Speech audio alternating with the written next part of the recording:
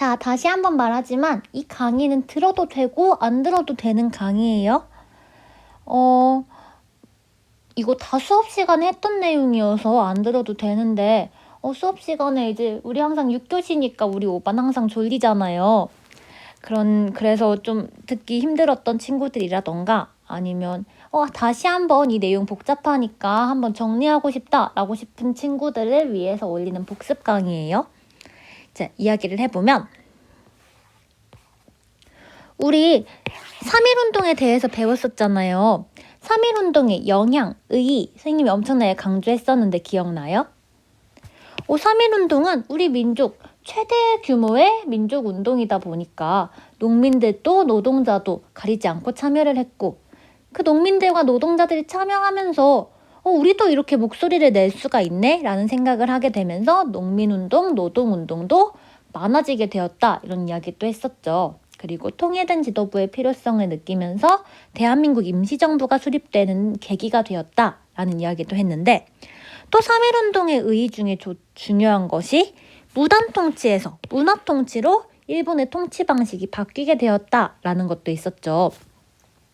이 무단통치 시기에는 사람들끼리 모이기만 해도 그것에 대해서 처벌을 했단 말이야. 태형을 때린다던가 벌금을 내게 하기도 했는데 이 문화통치 때에는 약간 어느 정도의 자유를 주는 거예요. 그러다 보니까 그 자유 속에서 사람들이 그럼 우리가 이 문화통치 상황 속에서 어떻게 독립운동을 해나가면 좋을까? 라고 이야기를 하게 돼요. 그래서 한쪽에서는 이렇게 이야기를 한대요. 우리 민족이 지금 당장 독립을 하기에는 어려움이 있어. 그러니까 우리가 지금 이 상태에선 차근차근 우리 민족의 실력을 키우자. 경제적인 실력도 키우고 교육적인 실력도 키워서 우리가 독립을 하자라고 이야기하는 쪽이야. 그렇게 경제적인 실력, 교육적인 실력을 키우자라고 이야기하는 사람들을 민족주의자라고 하고 실력을 양성하는 실력 양성 운동을 주장하게 돼요. 그래서 이 실력 양성 운동에는 크게 세 종류가 있는데 그 세 종류를 이야기하면 우선 경제적인 실력을 키우기 위해서 국산 물건을 많이 이용하자라고 하는 물산 장려 운동이 발달하게 되고요.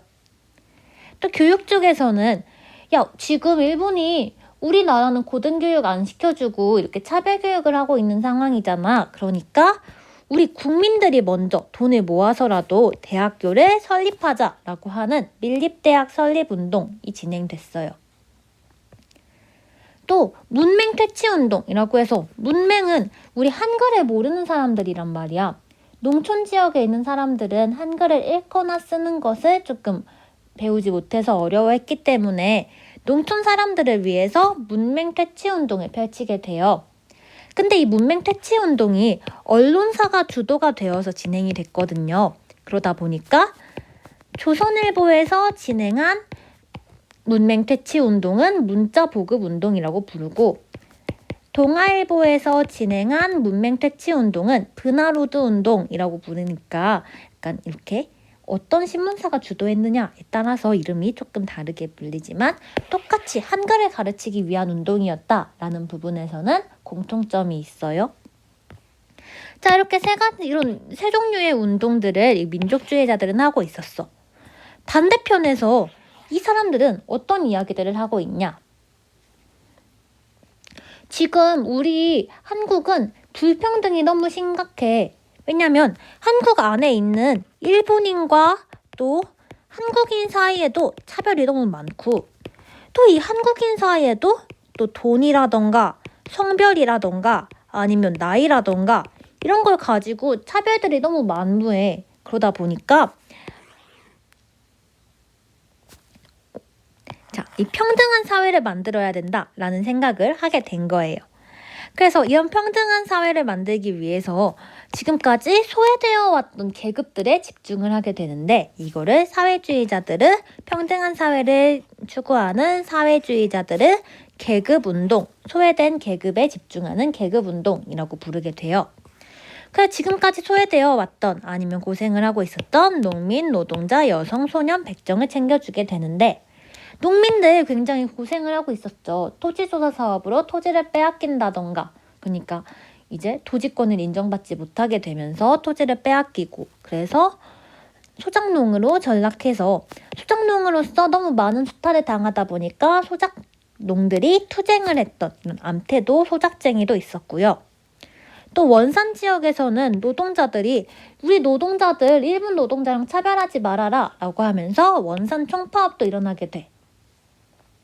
그리고 여성단체가 만들어져서 우리 여성에 대한 계몽도 중요하고 여성에 대한 교육도 중요하고 또 여성의 지위를 향상시켜야 된다라고 주장하는 근우회라는 단체가 만들어지기도 해요. 그리고 소년, 이제 어린 남자아이나 어린 여자아이에 대한 차별들, 무시 이런 것들이 만연했던 사회이기 때문에 그래서 방정환 선생님이 이들을 어린이라고 부르게 되고 어린이들을 위한 어린이날이 만들어지기도 하죠. 또 백정들은 그 당시에 도축을 담당했던 사람들이에요. 소를 죽인다거나 돼지를 죽인다던가 이런 일을 하는 사람들인데 이 당시에는 굉장히 차별을 많이 받고 천시를 당했단 말이야. 그랬던 이 백정들이 야 우리도 똑같은 사람이다. 우리한테 그렇게 비하하는 표현 쓰지 말고 평등하게 대우해달라 라고 하는 형평운동을 진행하게 된다라고 이야기했어요. 자 이렇게 보면은 이 민족주의자들이 추구했던 운동, 사회주의자들이 추구했던 운동 굉장히 다르죠. 자 이렇게 다른 목소리를 내면서 그래도 각자 자기 방향에서 열심히 이렇게 독립운동을 하고 있었어. 민족운동을 하고 있었는데 한 1924년에서 5년 무렵이 되면은 이 민족주의자들도 사회주의자들도 위기에 처하게 돼요. 곤란한 상황에 처하게 되는데 우선 민족주의자들이 처한 위기는 무엇이었냐? 이 물산 장려 운동이 실패로 돌아가게 돼요. 자, 이게 왜 실패로 돌아가게 되냐 하면 우리가 국산 물건을 많이 사용하자라고 하면 분명히 그냥 좋은 이야기잖아. 지금 우리가 일본 물건을 조금 불매하려는 노력을 하고 있는 것처럼. 그런데 곰곰이 생각해봐. 쌤이 이렇게 지금 가지고 있는 아이패드를 팔고 막 갤럭시 버즈를 산다던가 아니면 갤럭시 S20를 산다던가 하면은 이거는 누구의 돈을 벌어주는 거라고 했죠? 결국에는 삼성 이재용의 돈을 벌어주는 거다라고 이야기를 했잖아요. 선생님의 생활에는 딱히 달라지는 건 없는데 삼성 이재용만 더 부자가 되는 상황이잖아. 이 상황이 이 사회주의자들이 보기에는 너무 못마땅했던 거야. 아니 우리는 이렇게 평등한 사회를 추구한다고 했는데 이 물산 장려 운동으로 인해서 지금 이미 돈을 가지고 있었던 자본가 계급, 상인 계급만 더 돈을 많이 모으게 되는 운동이 바로 이 운동 아니냐. 더 빈익빈 부익부를 더 많이 심화시키는 그런 운동이 아니냐라고 이야기를 하는 거야. 이렇게 사회주의자들 비판을 받으면서 이 물산 장려 운동의 인기가 소홀해지게 되었고 그래서 물산 장려 운동은 실패로 돌아가게 돼요. 또 이 밀립대학 설립운동 같은 경우에도 일본의 방해라던가 아니면 그 당시에 있었던 엄청난 홍수라던가 하는 자연재해로 인해서 이렇게 둘 다 실패로 돌아가게 돼요. 근데 우리가 자꾸 실패를 하게 되면은 조금 우울해지고 자신감이 떨어지잖아요. 그래서 이 실패를 계기로 사람들이 이런 생각을 하게 돼. 야, 우리가 이렇게 우리의 실력을 키운다는 게 진짜 가능한 걸까? 라고 이렇게 뭔가 자신감 떨어지는 이야기들을 하게 되는 거죠. 그래서 어떤 사람들은 야, 우리 그냥 일본하고 타협을 보자. 일본하고 타협을 봐서 일본이 허락해주는 안에서 그 정도에서 민족운동 진행하고 이제 일본이 허락해주는 안에서 자치 정도만 하자. 우리가 직접 통치하지는 말고 일본이 허락해주는 부분에서만 자치를 하자라고 이야기를 해요. 결국 이 사람들이 되게 이제 친일파가 되어버리는 상황인데 자 이렇게 타협적 민족주의자들이 등장했어. 일본하고 타협을 하자는. 하지만 그 반대편에는 절대 일본과 타협할 수 없다라고 주장하는 비타협적 민족주의자들이 존재를 하겠죠. 이 비타협적 민족주의자가 앞으로 많이 나오니까 잘 기억하고 쌤은 이제 줄여서 비타민이라고 부를 거예요. 자, 근데 이 비타협적 민족주의자들이 이 민족운동을 꾸준히 하려고 해도 지금 타협적 민족주의자들이 등장했으니까 이제 팀이 갈려버린 거잖아. 원래 이 하나의 탄탄했던 팀이 갈려버리니까 조금 힘이 약해진 상황이었어. 그럼 그 반대편에 있었던 사회주의자들은 어떤 상황이었냐라고 하면은 이렇게 소외된 계급을 이제 챙겨주기 시작하면서 농민, 노동자, 여성, 소년, 백정의힘들을 점점 모으다 보니까 이 사회주의자들이 엄청 강해지는 거예요. 그래서 조선공산당이라는 당도 만들게 돼. 사회주의자들이 똘똘 뭉쳐있는 조선공산당이란 당이 1925년에 만들어지거든요. 그러다 보니까 일본이 이 조선공산당을 조금 탄압해야겠다라는 생각을 하게 돼. 그래서 이제 치안유지법이라는 법을 우리나라에 적용을 하게 되는데 이 법은 뭐냐 하면은 우리 조선의 치안을 유지하기 위한 법이야. 그래서 우리 조선의 치안을 유지하는데 방해가 되는 애들이 어떤 애들이냐 하면은 조선의 치안을 유지하는데 이런 사회주의자 애들, 그러니까 사유재산을 부정하는 사람들이 꼭 우리 사회를 유지하는데 방해가 된다, 치안을 유지하는데 방해가 된다 라고 하면서 엄청나게 많은 사회주의자들을 이제 가둬버려요. 감옥에 가둬버려요. 이제 얼마 남지 않았어. 감옥에 가지 않은 사회주의자들이 얼마 남지 않았고 그래서 사회주의자들의 힘도 엄청나게 약해진 상황이었어요. 이 치안유지법에 대해서 혹시 헷갈리거나 생각이 안 날까봐 여기 넣어놨어요. 우리 문화통치 배울 때 276페이지에서 배웠던 내용인데 이 치안유지법에 대한 내용 보면은 조선의 치안을 유지하기 위해서 이렇게 사유재산 제도 아니면 국가통치체제, 천황제도를 부정하는 사람들의 그런 사상가들을 단속하기 위해서 만든 법률이었고 그래서 대표적으로 사회주의 운동가들이 많이 잡혀가게 되었다라는 이야기들 나와 있죠. 여기 276페이지 잘 읽어보고 자, 이렇게 힘이 약해진 비타협적 민족주의자 그리고 사회주의자들은 지금 우리가 너무 약한데 한번 얘랑 힘을 합쳐볼까? 라는 생각들을 은연중에 가지고 있었어. 그랬는데 1926년에 한 사건이 벌어지게 됩니다. 어떤 분이 돌아가셔. 네, 바로 우리 대한제국의 마지막 황제이신 순종, 그리고 우리가 잘 아는 고종의 아들인 이제 순종이 돌아가시게 된 거죠.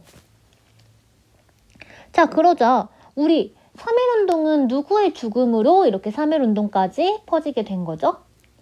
고종이 독살되었다는 이런 이야기들을 듣고 3.1운동이 일어나게 된 거였잖아. 야, 우리 3.1운동을 한번 재현해보자. 이 순종이 돌아가신 상황에서 3.1운동을 재현해서 만세를 부르자라고 해서 6월 10일을 이제 디데이로 잡고 60만세 운동을 준비하게 돼요. 근데 이 60만세 운동을 준비했던 사람들이 어떤 사람들이냐라고 하면 학생들 그리고 비타협적 민족주의자들이 대부분이었던 이런 천도교 교도들, 그러니까 동학을 계승한 사람들 그리고 조선공산당, 지금 아까 이야기했던 그 사회주의자들이 뭉쳐있는 정당이었죠. 그러다 보니까 이 학생 천도교 조선공산당 사람들이 다 함께 모여서 이렇게 60만세 운동을 열심히 준비를 하고 있었어. 그런데 안타깝게도 일본이 천도교 교도를 발각해서 천도교 교도들을 다 탄압하고 또 조선공산당도 발각되어서 조선공산당도 탄압당하게 돼요. 그러다 보니까 이 학생들만 남다 보니까 학생들을 주도로 60만세 운동을 진행하게 되었고 그래서 그런지 60만세 운동은 그때 3.1운동만큼은 그런 폭발력을 내지도 못하고 스케일도 조금 작았던 것 같아요. 자, 그랬지만 이 60만세 운동에는 굉장히 중요한 의미가 있어요. 어떤 의미냐라고 하면은 자, 우리가 이렇게 천도교 교도와 조선공산당, 약간 비타협적 민족주의자와 사회주의자가 추구했던 독립운동의 방향이라던가 방법들 많이 달랐었잖아요.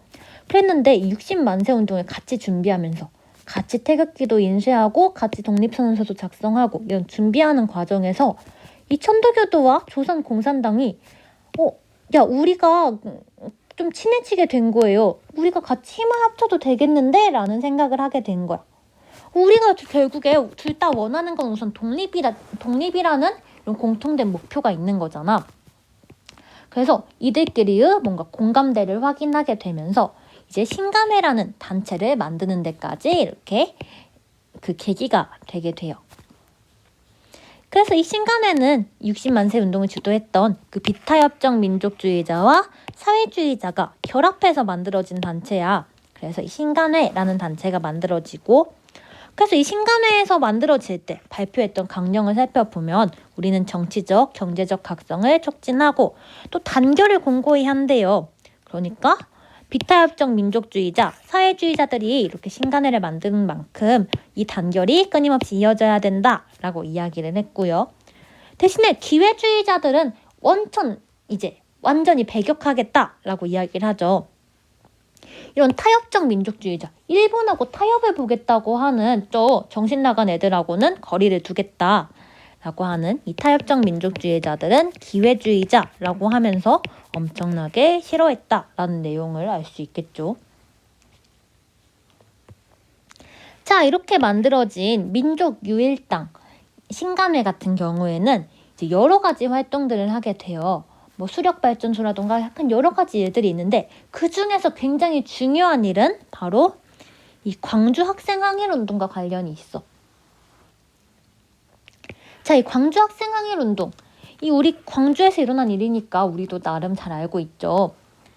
광주 학생항일운동은 지금 학교가 다 끝나고 귀가하던 학생들이 있었는데 나주역에서 광주여고 학생을 계속 괴롭히던 후쿠다라는 일본 남학생을 이제 우리 광주일고, 그러니까 그 당시에는 광주 고등보통학교의 학생이었던 박준채 선배님이 후쿠다 얼굴에 주먹을 꽂았다라고 이야기했죠. 그래서 이렇게 광주 학생항일운동이라고 해서 지금 일본인과 한국인 사이에, 한국인 학생 사이에 다툼이 벌어진 거야. 패싸움이 벌어진 거야. 그러면 그것에 대해서 일본 경찰은 공평하게 한국인 학생도 잡아들이고 일본인 학생 잡아들여야 될 거 아니야. 그런데 그렇게 되지 않고 한국인 학생들만 구속하고 일본인 학생들은 풀어주다 보니까 야, 왜 우리 한국인 학생들만 잡아가고 일본인 학생들은 잡아가지 않냐? 이거는 민족에 대한 차별이다 라고 이야기를 하면서 그것에 대한 비판의 목소리를 내게 되고, 그래서 1929년 11월 3일 정말 많은 학생들이 모여서 광주 학생항일운동을 이제 진행하게 되는 거죠. 그 불꽃이 우리 학교 광주일고에서 시작됐던 것처럼 그래서 우리 일정에도 11월 3일 보면 광주 학생 독립기념일 행사를 진행하고 있는 것도 알 수가 있죠. 자, 이렇게 광주 학생항일운동은 그래도 조그만 도시 광주에서 일어난 사건이잖아. 그래서 그냥 광주에서 그리고 학생들끼리의 운동으로 멈출 수도 있었어. 그런데 이 광주 학생항일운동은 진짜 3.1운동 이후에 최대 규모의 운동으로 확대가 되게 되거든요. 우리 국내뿐만 아니라 거의 해외에까지 이 소식이 알려지게 돼. 그렇게 확대될 수 있었던 이유가 뭘까?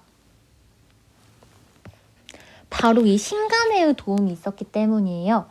신간회가 바로 이 광주 학생항일운동을 이라는 소식을 듣고 야, 대체 이 광주에서 무슨 일이 있는 것이냐라고 하면서 진상조사단을 파견하기도 하고, 또 지금 이 광주에서 일어나고 있는 사건들을 더 많은 사람들이 알게 하기 위해서 서울에서 민중대회를 준비하기도 해요. 그런 과정에서 이 광주 학생항일운동이 전국적으로 그리고 세계적으로 알려질 수 있게 되었던 거였어. 자, 그렇게 해서 광주 학생항일운동은 전 세계적으로 이제 전국적으로 확대가 되었지만 아쉬웠던 점이 이 신간회가 민중대회를 준비했다고 했잖아. 이 민중대회를 준비하는 과정에서 이 신간회가 일본 입장에서는 정말 마음에 안 들 거 아니야. 그래서 이 민중대회를 준비한 것을 바탕으로 이제 일본이 이 신간회를 엄청나게 탄압하게 돼요. 신간회의 지도부에 있었던 신간회의 주요 간부들을 다 감옥에 가두게 되고, 그렇게 하다 보니까 신간회의 많은 사람들이 잡혀가게 되다 보니까 신간회가 이렇게 좀 흔들리게 되겠죠. 신간회가 흔들리다 보니까 우리는 분명 이 비타협정 민족주의자와 사회주의자의 단결을 공고히 하겠다라고 했는데 이 단결도 점점 깨어지게 돼. 그래서 이 단결이 깨지면서 결국에는 이 신간회가 해체가 되는 상황에 이르게 돼요. 해소가 되게 되는 1931년에 해소가 되는 상황까지 나타나게 되는데, 자, 여기까지가 이 그래프를 통해 이 표를 통해서 확인한 내용이에요. 여기와 관련된 교과서 내용도 같이 보면 좋겠지만 이 교과서 내용은 친구들 책 빌려서 확인하거나 하는 방법으로 하고, 자, 이런 쌤이 이거 안 들어도 된다고 했는데 지금까지 들은 친구들이 있다면 정말 기특하고요. 대견 내용 다 고생했어요.